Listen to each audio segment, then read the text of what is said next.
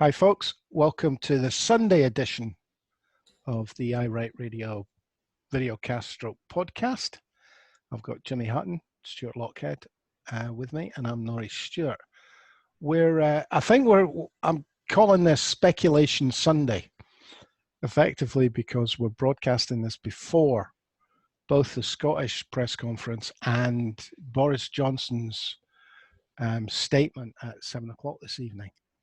Already there's a great deal of speculation in the press, and why should we be any different? No, it's not enough. He shouldn't be making this speech. He should be delivering it to Parliament tomorrow. Well, that's one school of thought, but obviously not what Dominic Cummings thinks. Mm-hmm. Jimmy? Well, it's going to make for an entertaining evening watching how Boris squirms. I've already seen some fabulous parodies of his Be Alert nonsense. To me, it smacks of desperation from England. It smacks of they desperately want to find a way to have people go back to work so they don't have to pay their wages, even if people are going back to work part-time. So they're causing it in strange wee terms that Dominic's fevered brow has thought up. But how on earth the British government gets British people to go back to work without being able to enjoy any of the fruits of their labours, I don't know. Because you ain't going to be able to eat out or go to the theatre, go out and enjoy yourself, all the things that people feel they go to work for. So tonight, Boris is going to try and tiptoe along a line where he's encouraging people to still be caring, worried members of society, watching out that they don't infect others, whilst at the same time encouraging them to get yourself back to work and just let's go back to normal, because Boris's supporters and corporate England need people to be making them profit again. Their bank balances are running a bit dry. Stuart? Mm-hmm.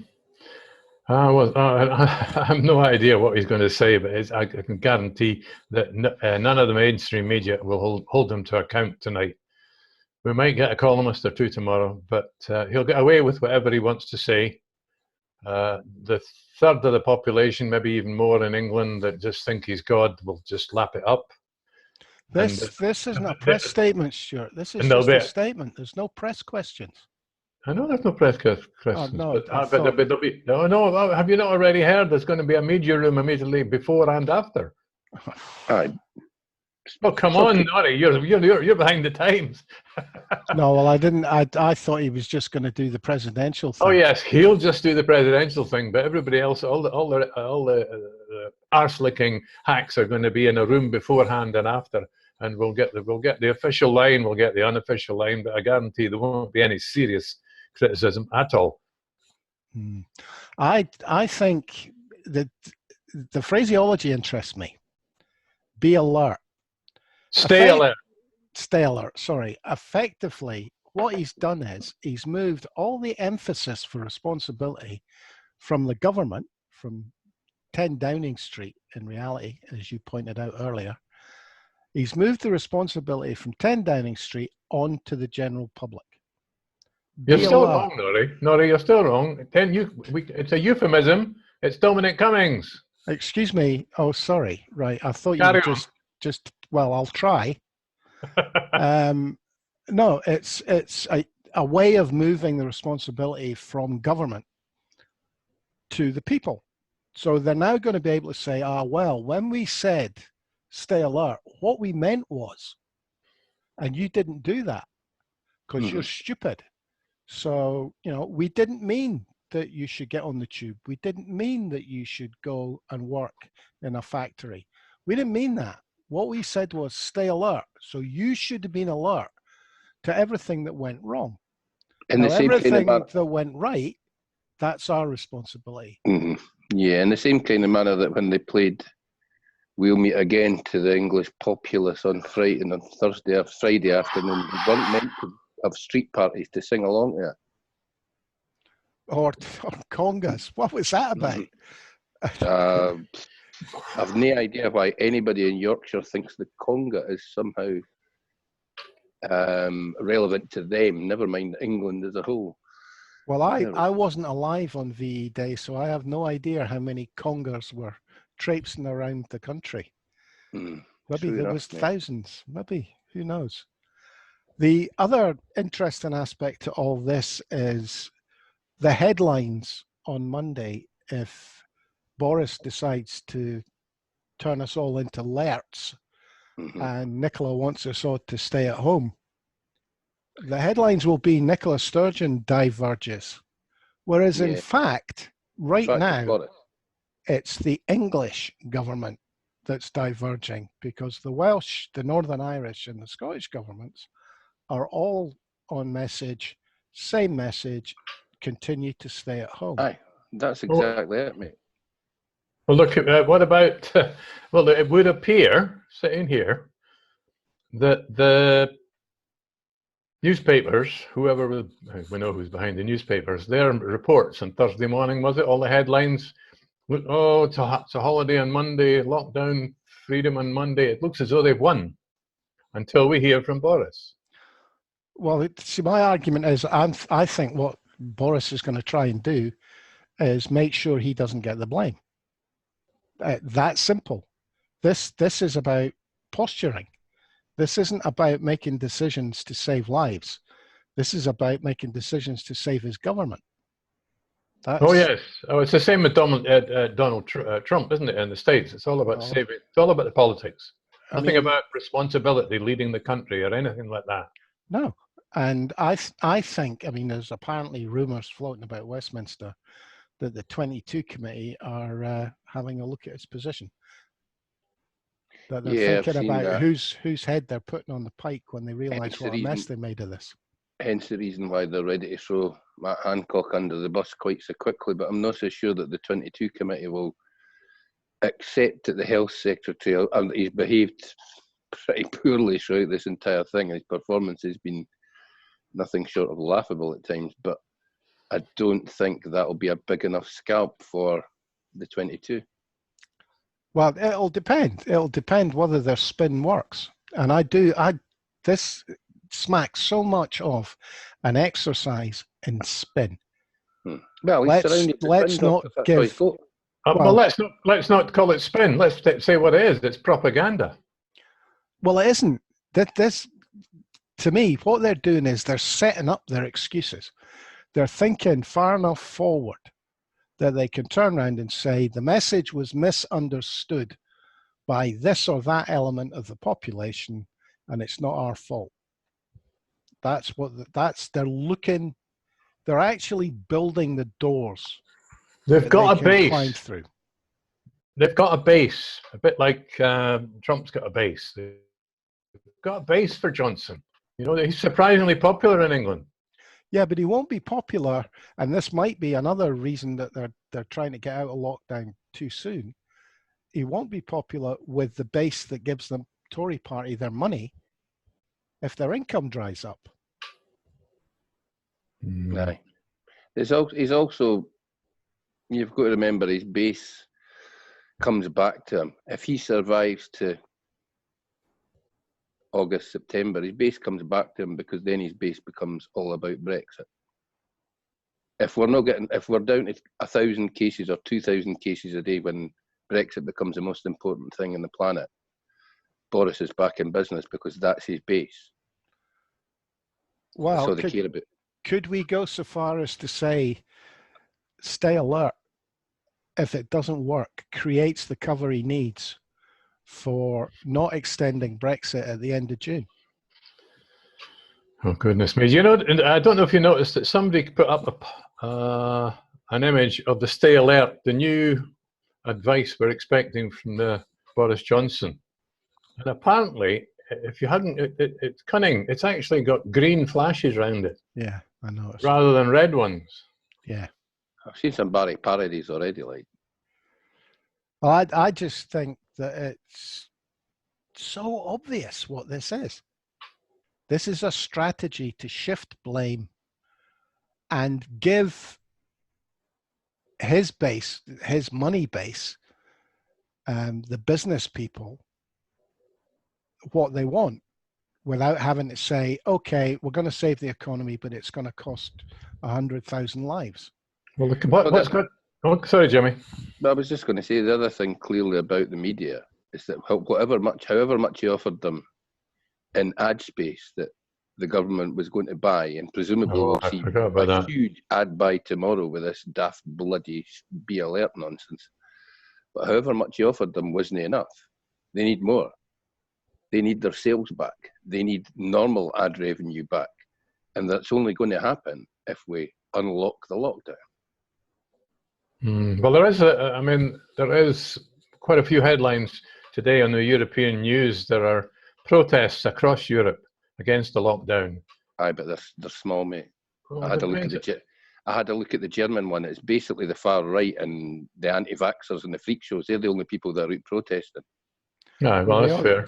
The only stuff I could find when I went looking specifically for anti-lockdown protests, Europe, were dated, the vast majority were dated the 26th of April. And I think the newest was 3 days old. So it's not that big news. Well, I was looking at Euronews today, so I doubt if they'd play anything that was as old as that. But then again, it is Sunday and it comes from France, and apparently nobody who's on a pension ever works on a Sunday in France. I think it'll be interesting to see just how, maybe Stuart's right, once the spin room's over and done with, because Boris is pre-recorded this thing, so it'll run for about, 15, 20 minutes?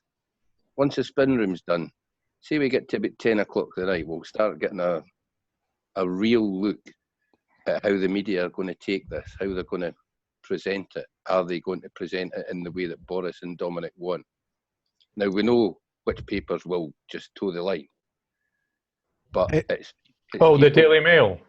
Yeah, but it's folk like Sky News, CNN, BBC will probably toe the line because they're worried about Boris taking their bloody funding away from them, aren't they?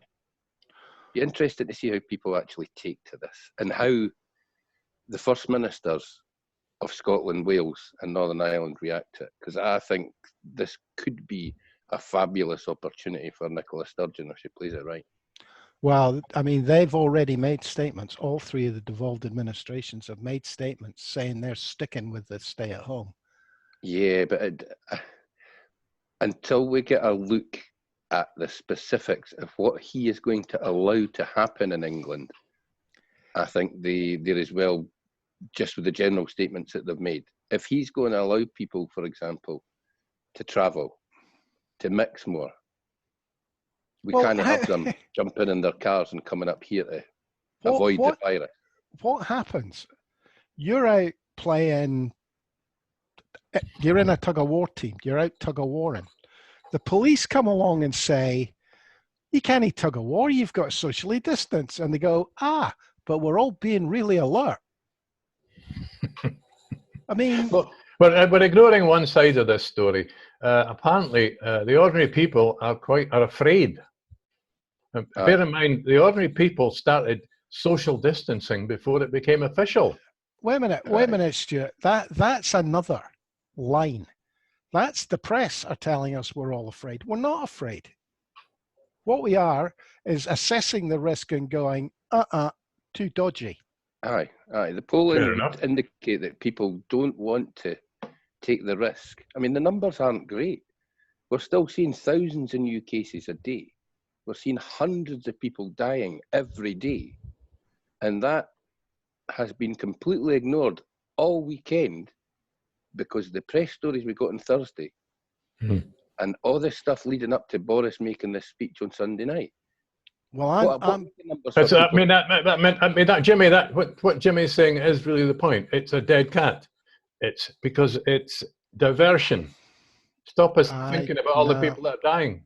I think it's, they can't see a clean, sensible way out of lockdown. They can't see a strategy that doesn't cause them grief. Certainly not in the short term where they want it.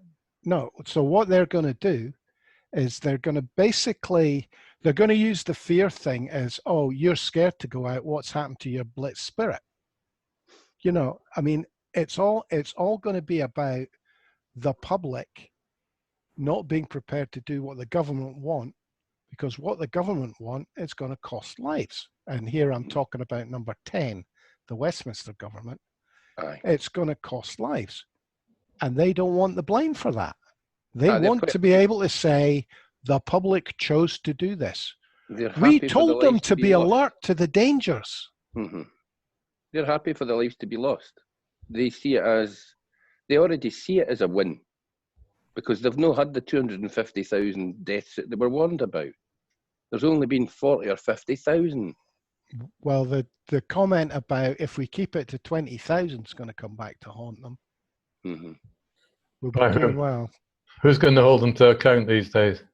Well, that's the other big problem, is if the game is to get people to go out, well, I suppose it's force them to take responsibility to do what the government want without being told overtly to do what the government All right, want. but you're still ignoring my point. My point is that who's going to hold them to account? Keir Starmer? No, he's not. What, the Guardian? Starmer is not going to be able to make an emotional appeal. He's not going to be able to go up, throw his hands up in the air and scream about old folk dying. It's not in his nature. He will be able to forensically undermine it. All right. Somewhere about 5% of the population will take any notice. I don't disagree with that. I think you're right. But, I mean, Nicola Sturgeon, if she has another wee emotional turn, would make more difference than Starmer will. Mm-hmm. Well, we still, as you said, Norrie, at the start, speculation episode of this show. Mm-hmm. I think we should maybe speculate on what Nicola's real response will be tomorrow. I think we know what it'll be. I think the statement she made, where she basically said Boris Johnson could do what he wants in England. Mm. She's avoiding a head-on clash by saying England's his country. He can do what he wants there. But in Scotland, where I'm in charge, I'm putting lives before. Well, she's already said that she's sticking with stay at home. Yeah, they've all said that. That's the amazing thing here, that all the devolved governments have made statements saying they're sticking to stay at home. But she's got to beef that up tomorrow. If he allows English people more freedoms, she has to make it clear that their freedoms stop at the border, or 10 yards north of the border, because apparently we don't have the power to close our borders. So put a roadblock 10 yards up the road and say, by the way, we're not closing the borders, we're stopping you for another reason. We're stopping you under this lockdown legislation, telling you that you shouldn't be here and turning you around. Well, she won't be able to put up any sort of border control to do it. She can have cop cars on the roads turning people back. Mate, given that sitting in a cop car, they can now work out from people's number plates whether they've got license, registration, insurance. You know where these people have come from. Turn them around. I would like to see a bit of that. I can't see it happening, to be honest. I'd also like to see a couple of other things, mate. I'd love to see her say, by the way, we set the fines. If you drive from Manchester, drive through the Lake District and decide that you're coming to South Scotland or you're going up to the Highlands, the fine will be £1,000. No, this 60 quid pish that they're getting now. That might actually get home to the English people that they can't come up here. And I would also remove from caravan operators and B&B operators and hotel operators their licence to operate if they are selling any accommodation in Scotland and we're being told to stay at home. But don't forget, there could be a rush south of the border as well. People from Scotland rushing down to England to enjoy the freedoms of no lockdown. I'll bet you money. To get a carry out, mate. I'll bet you money if it happens anyway, it'll be England to Scotland. Oh, that's because of your point. Because of the risk factor. And by the way, can we stop saying that? What was it Jimmy said? No, forgotten. Doesn't matter. That's like virus has got you. The one no, behind. well, we were buying into the narrative. I can't remember what Jimmy said. It was about freedom. Let's talk about risk, because that's what it's about. It's not about freedom. It's about risk. Aye, okay. Well, it is, Jimmy. If you want a pint, you can go to the corner shop and buy a beer. Mm-hmm. You can't go to the pub because the risk of going to the pub is too high. You've actually lost very little in the way of freedoms. I mean, how often did you go to the football or the theatre? Often enough.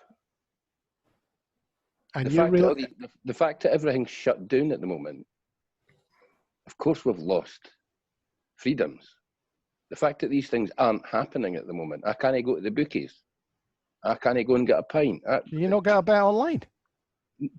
On what? Well, if there's no horses running, bet on seagulls. Sorry. I'm not a betting man. Maybe it is a big loss. That's something I shouldn't comment on. It's a multi-billion-pound industry daily. That's why they want to get that started up and all, mate. Now they want your money. Get that started up. I mean, I thought it was all based in Gibraltar because they didn't like paying tax. they pay a fortune in the levy to have horse racing actually take place. Horse racing makes more money from the betting levy than it does make from gate receipts, mate. Oh, I can well believe that. Well, I'm very sorry, Jimmy, that we've ruined. So, can you do social distancing in the bookies? Aye, I walk in the door and tell every other ball bag to get out so I can get my bet on. Works for me, mate. Nah, in all seriousness, Norrie, they're desperate to get things like that kicked off again. They're desperate to get newspapers selling again. Right. They are absolutely choking to get certain parts of it. I mean, this whole nonsense about go to work and drive the economy. I went through shite at yourself. People, the one thing they really want to get going again is clowns in offices pushing bits of paper about. Is there a price worth paying for these freedoms and the number of deaths? That price is already being paid daily. But I mean, if somebody said to you, right, Jimmy, you've got to give up drinking for the length of the pandemic, right? So for the next year, you can't have a pint, you can't have a drink, you can't have a bet, you can't actually meet anybody. You've got to stay in the house. You're wasting time asking the misanthrope like me a question like this. There's a price worth paying. I wouldn't pay that price. I don't care how many people that I don't know, whose paths I will never cross, drop down deed. I'm no fussed about them. What about Stuart? I'm sitting here with a temperature at the moment. I'm sitting here at the temperature at the moment. I'm like, what the fuck is this? You just worried Jimmy wants to go to the pub hard enough to come round and put an axe in your head? No. But I'm sitting here thinking, that's one less statistic. Yeah, there you go. After that, rather off-piste piece. Mm-hmm. Anything else strike you guys today, Stuart?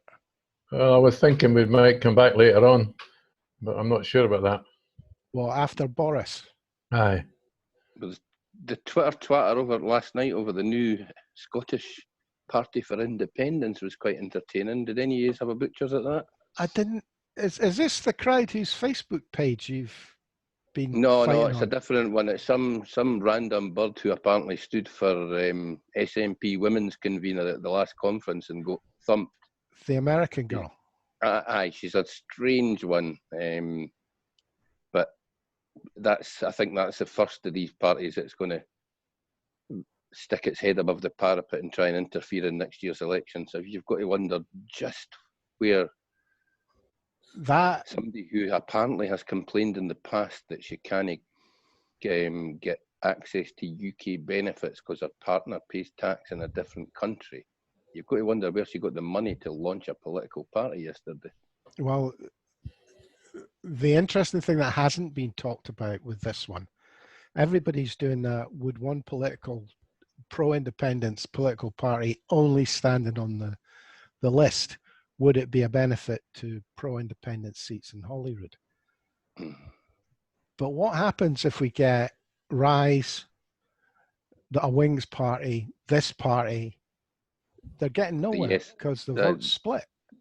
So it becomes academic. The only thing you can then say is everybody vote SNP on the list as well. Aye, see, mate, I'd love to see your Annie Welleses and your Murdo Frasers getting papped out of these comfortable seats that they pick up on the list every time.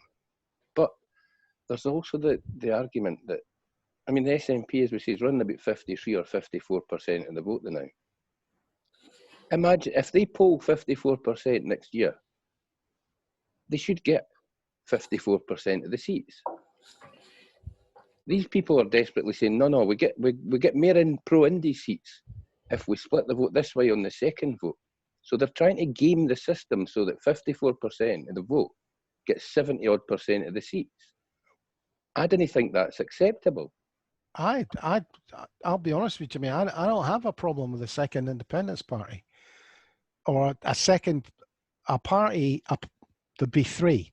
There's the Greens, the SNP, the Greens, another party, but I don't see the point of having another party that doesn't have a different platform. They might support independence, but I can't see me voting for a party that doesn't have a quite distinct, for all that there's a few things I'm not happy about with the SNP at the moment, but it would have to have a very distinct policy platform. Aye, a decent offering. It's also going to have some decent leadership, some decent individuals who are standing for it, or they're not going to get anything like the amount of votes that they think they're going to get.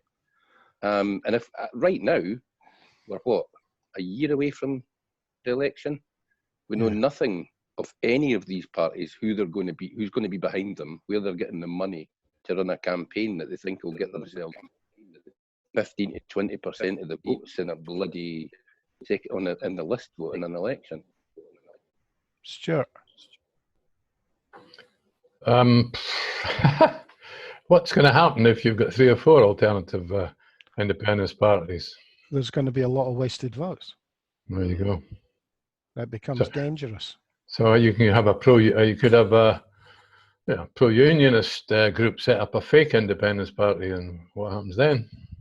There's all kinds of, I mean... Difficult, I would think, in Scotland. Well, this lassie that launched yesterday has received approval from the Electoral Commission, which... That's the difference between her and everybody else in reality. And I'm assuming you've got to jump through a few hoops and have a few grand in the bank, Norrie, to make that happen. So I'd be interested to find out where she's got the dough to make this happen. You can stand as a single candidate. Yeah, she's not. She's standing from the Electoral Commission. It can't be that. She's launched a party and isn't standing as a single candidate. She's not even declared whether she will stand as a candidate yet. But what she intends to do is stand candidates in every region of Scotland, which isn't a cheap thing to do. Has she got? Is there a policy document? Not yet, not as yet. The website's not even set up yet, mate. I'm assuming that she jumped yesterday because she'd maybe heard that other players were going to enter the market. It's democracy, more the merrier, really, I suppose, should be my position. It isn't my position, but it should be. It'll make for a nice bit of muddy in the waters, mate, let's be honest, because unionists and those shadowy forces in the Integrity Initiative and all that, there must be fingers and pies, and all those fingers are twitchy at the moment because of the numbers a year out for an election. They're absolutely shitting themselves that a year out from the election, the SNP's polling 54, and that's going up week on week on week, as Nicola Sturgeon daily is in everybody's living room, showing what a very capable leader she is. It would be of more use, perhaps, if we had a pro-independence right-wing party. What, split away a few Tories? Well, just split the unionist vote. Yeah. There's got to be right-wing people who want Scottish independence. There are, but there are, mate. We could do with a well-run party. I remember the last campaign, 2014, guys. There were Conservatives for Indy. Yeah. You know, they weren't a massive group, but they were there. You've got Rangers supporters for Indy. Now, Rangers supporters are traditionally not independence-minded. Most of that crowd like to wave the butcher's apron and sing Rule Britannia, but not all of them. So there are disparate groups out there that support independence. I do question I the saw idea a that, statistic a while ago that Rangers supporters were in the high 30% for Indy. well, I think it's as high as that. I wouldn't have thought so, mate. But then I've seen a lot more saltires flying at Ibrox in the last couple of years than I've ever seen. Because it is weird, because we all do tend, I mean, I'm not a football supporter, but you tend to think Rangers supporter, knuckle-dragging orange man. Mm-hmm. But, you know, that's got to be a really small percentage of people who support Rangers. It's known, it's a stereotype. There are considerable amounts of knuckle-dragging orangemen that go to Ibrox on a regular basis. But then there's also a lot of folk that aren't. So I think, it'd be a strange straw poll to take, mate, but you would get, I wouldn't have thought it'd be 30% of Rangers supporters were for Indy, but there's certainly a decent number. Well, this wasn't just 30%, Jimmy. This was over 35%. I can't remember where it was. It was last year sometime. So who knows? Stuart, you've been left out a bit. No, that's all right. When I was a younger man, I went to Aberdeen games, and then when I moved back to Glasgow, I went to Rangers games, Celtic games. You went to Rangers and Celtic games. You some sort of Buddhist or something? And what was interesting, of course, what struck me at the time was the Orange Walks back in the 60s were enormous. God. I mean, they brought Glasgow to a halt. But then again, so did gang fights. Sauchiehall Street, it was like going out onto Princess Street on a Saturday afternoon, and the whole of Princess Street would be shut down because there'd be 50 or 100 kiddies fighting, blocking everything. It's a different world. The good old days when men were men. But there wasn't a lot of Union Jacks. It wasn't like, oh, it's Union Jacks and it's supporting Israel and all that. That's developed over the last 50 years. They were all unionists then, though, were they not? But when you look at, as I say, mate, you've got 50,000 Rangers fans at a game. The polling that the SNP are running it, and the way that Nicola Sturgeon has led the country in this pandemic, there's no danger that 60 or 70% of them, that crowd, think Jackson Cartwright would make a better First Minister than Nicola Sturgeon. That's what I mean, because it would, just purely because they're orange men or they're goat botherers, and Jackson supplies the goats to the local lodge or whatever. But because I mean, most of the Rangers supporters I know are entirely reasonable people. Mm-hmm. Well, look, apart from the ones that've got Mohicans, obviously. All right. I mean, okay, so look, I'm born and half my life grew up in Glasgow, and yet it wasn't until I went to stay with my relatives in Belfast as a teenager that I really discovered just what unionists was really about. You know, it was quite shocking, because it was like, what do you call them? The Orange Walks in Glasgow back then. They were like, it was a jaunt. It's what they did. It was a day out. It was a day. It was a gala day, and they met in the green afterwards and all got drunk. The undercurrent still existed up till 20 or 30 years ago, that if you were a Catholic, there were certain companies that wouldn't employ you. That's true. Oh no, that's true. Right. Okay. Seeing as it's Sunday, we've done our religious bit. He's done religion. Barry. Ofcom will be happy. I think maybe what we'll do is, if you guys are up for it, after Boris's wee chat, we'll do another wee piece and see how things stand. There's a 3:00 press conference for the Scottish government, and I think Boris's gigs at 7:00. 7. So we should know by 7:30 what's happening. 8:00 maybe. Right. Well, I'll ping you guys once it's over, and we'll maybe have a chat about it then. We kind of went off piste a bit there with the football. Right. Just a smidgen. I think we'll call it a day at that. Thanks, Stuart Lockhead, Jimmy Hutton. I'm Norrie Stewart. Thanks for listening, folks. Hope you enjoyed that. And we might well be on air by probably 7:30, 8 o'clock tonight, just to catch up on what's happened today. Cheers for now, folks.